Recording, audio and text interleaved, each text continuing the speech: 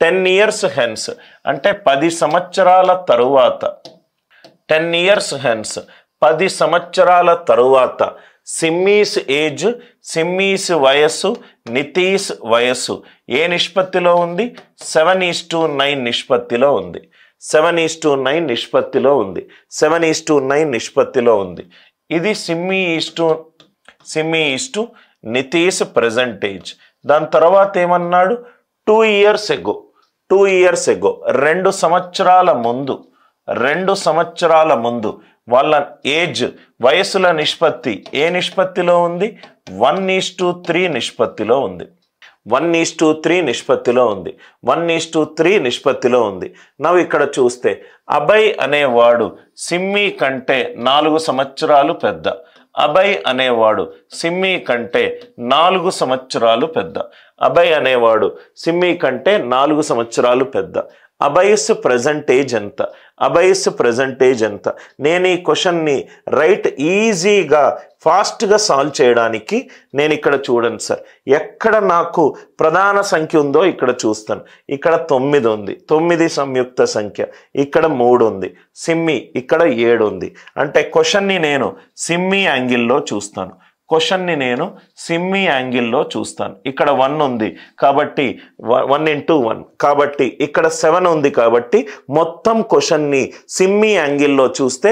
నాకు ఫాస్ట్గా ఆన్సర్ వస్తుంది ఎట్లా వస్తుందో చూద్దాం అభయ్ ఏజ్ సిమ్మీ కంటే 4 సంవత్సరాలు పెద్ద అభయ్ ఏజ్ గనక 4 సంవత్సరాలు ఉంటే సిమ్మీ ఇంకా పుట్టలేదు కాబట్టి 4 అనేది తప్పు అభయ్ గనక 8 గనక అవుతే సిమ్మీస్ ఏజ్ ఎంత అవుతుంది 8 is equivalent to s plus 4 s is equivalent to 4 అవుతుంది అంటే కరెంట్ ఏజ్ ఇక్కడ సిమ్మీది 4 ఏళ్ళు అవుతే 10 ఏళ్ల తరువాత 4 + 10 ఎంత 14 అనేది 7 మల్టిపుల్ ఎస్ ఆన్సర్ నాకు వచ్చేసింది ఓన్లీ సిమ్మీ వైపుగా ఆన్సర్ యాంగిల్ పరంగా చూస్తే మనకు 5 సెకండ్లలో ఆన్సర్ వచ్చేసింది సార్ ఎందుకు సార్ సిమ్మీ యాంగిల్లోనే క్వశ్చన్ చూశారు నాకు ప్రధాన సంఖ్య మీదనే అటెన్షన్ ఉండాలి సిమ్మీ ఇక్కడ 7 ఉంది సిమ్మీ వయస్సు ప్లస్ 10 ఏళ్ళు చేస్తే నాకు 7 మల్టిపుల్ రావాలి రైట్ అభయ్ వయసు ఏమో సిమ్మీ కంటే 4 ఏళ్ళు పెద్ద అన్నాడు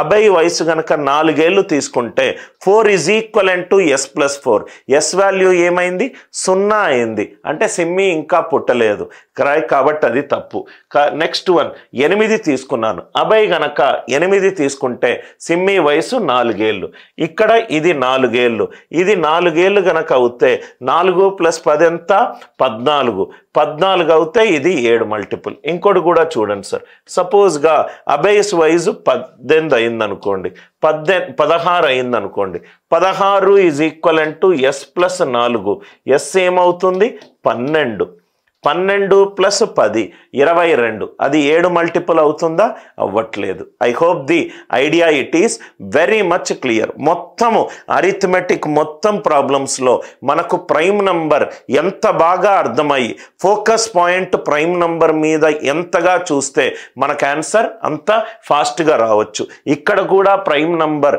కాన్సెప్ట్ని యూజ్ చేశాను ప్రధాన సంఖ్య యొక్క భాజనీయతా సూత్రం ఇక్కడ కూడా ప్రైమ్ నంబర్ 2 ట్రైన్స్ ఉన్నాయట ఒకటేమో గోవా నుంచి ముంబైకి వెళ్తుంది ఒక ట్రైన్ ఏమో గోవా నుంచి ముంబైకి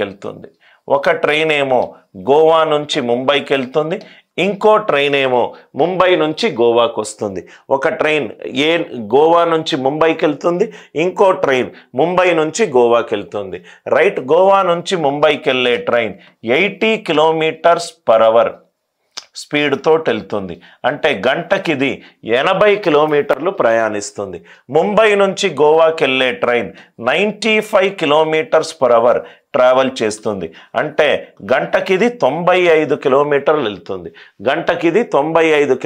వెళ్తుంది అంటే మనకేం కావాలి సార్ డిస్టెన్స్ కావాలి so speed is equivalent to distance by time